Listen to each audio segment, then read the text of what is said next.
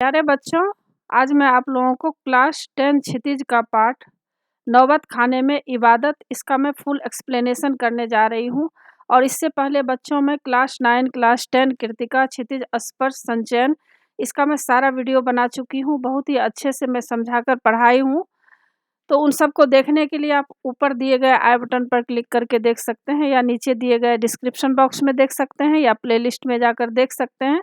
और बच्चों, आप मुझे इंस्टाग्राम, फेसबुक और ट्विटर पर भी फॉलो कर सकते हैं।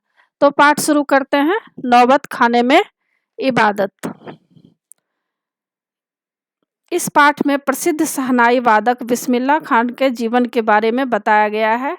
इसमें यह भी बताया गया है कि वे किस तरह शहनाई बजाया करते थे और उन्हें शहनाई बजाने का प्रेरणा किनसे मिली थी। तो पाठ शुरू करते हैं। नौबत खाने में इबादत। तो नौबत खाने क्या होता है बच्चों? नौबत खाने पुराने ज़माने में क्या होता था, राजा महाराजा जब अपना बिल्डिंग बनाते थे, इमारत बनाते थे, तो उसमें एक जगह छोड़ दिया करते थे प्रवेश द्वार के पास, जहाँ पे लोग बैठकर शहनाई बजाया करते थे। शहनाई वादक जो होते थे वहाँ बैठकर शहनाई बजाया करते थे। तो प्रवेश द्वार पर मंगल ध्वनि बजाने के स्थान को नौबत खाना कहा जाता है। और इबादत कहा जाता है। इबादत का मतलब है प्रार्थना, आराधना, पूजा या उपासना। तो नौबत खाने में इबादत इसका शीर्षक दिया गया है।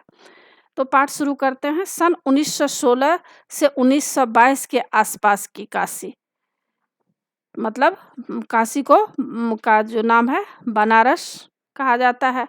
पंचघाट स्थित बालाजी मंदिर की ड्योढ़ी का नौबत खाना और नौबत खाने से निकलने वाली मंगल ध्वनि, यहाँ बैठकर मंगल ध्वनि बजाया जाता था। तो आप पाठ आगे देखिए।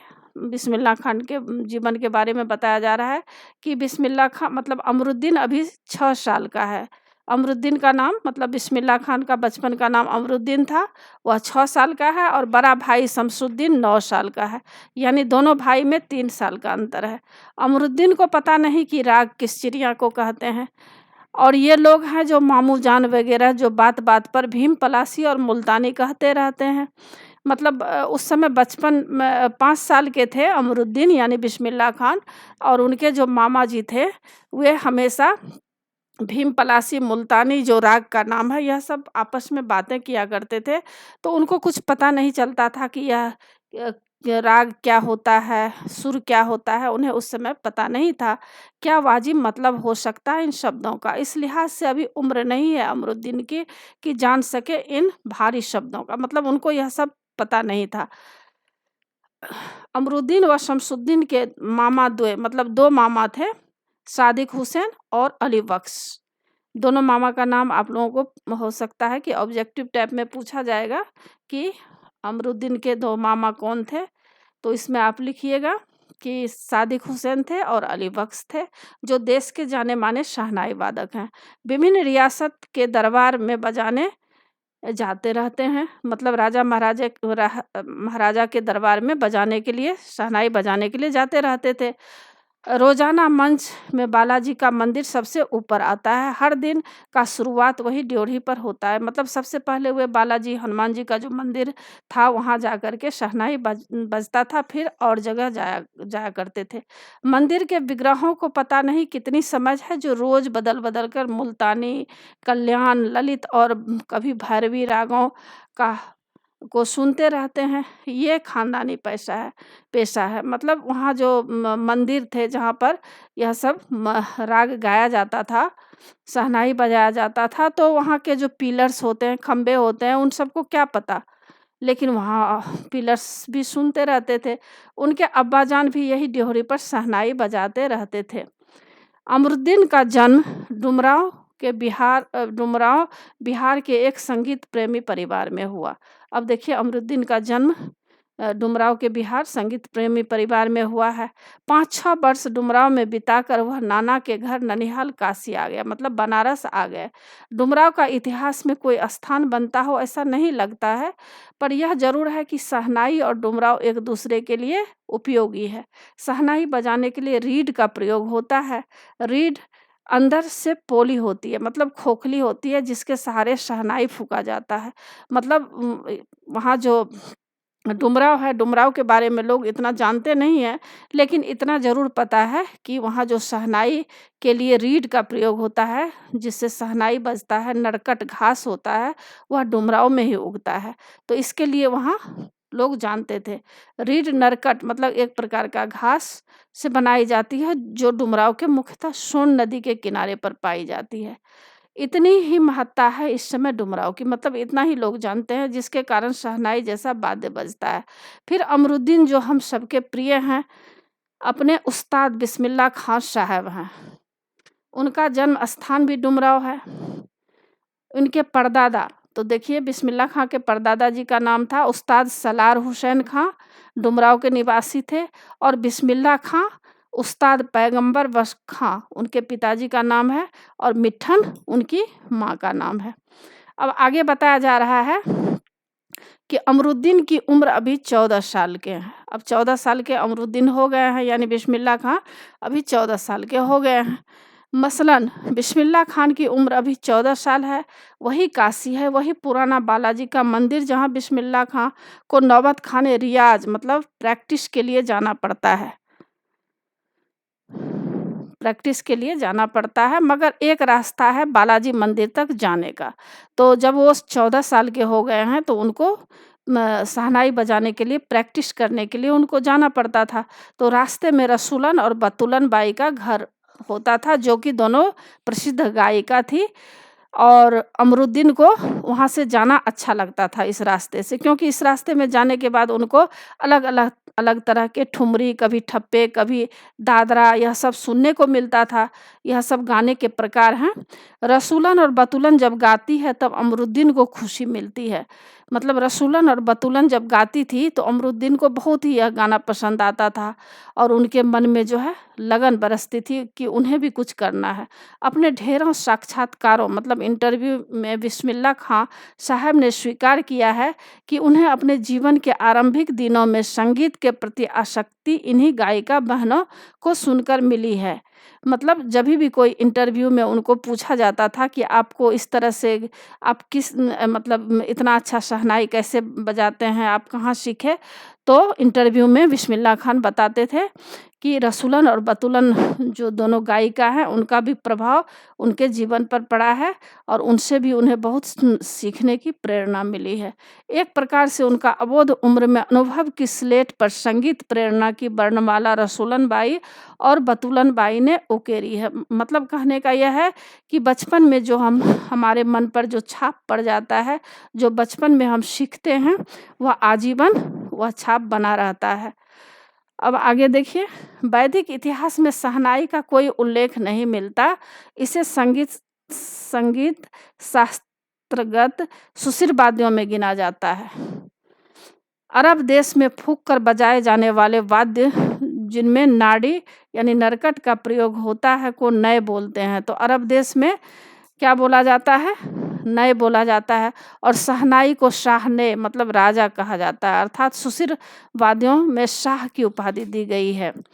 सुशिर वाद्यों जिसको फूंक कर बजाया जाता है।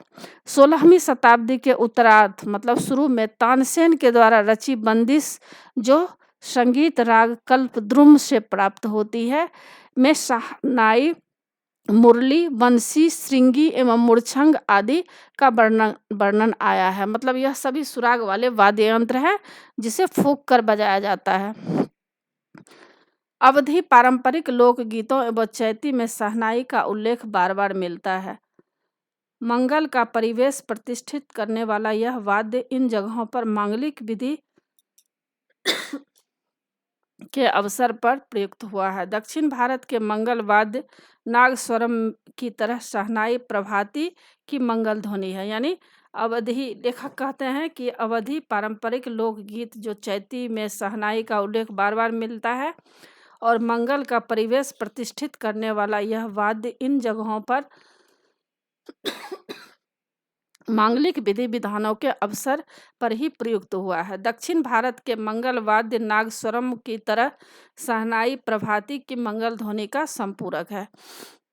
अब देखिए आगे बताया जा रहा है कि शहनाई के इसी मंगल ध्वनि के नायक बिस्मिल्लाह खां साहब 80 बरस से सुर मांग रहे हैं।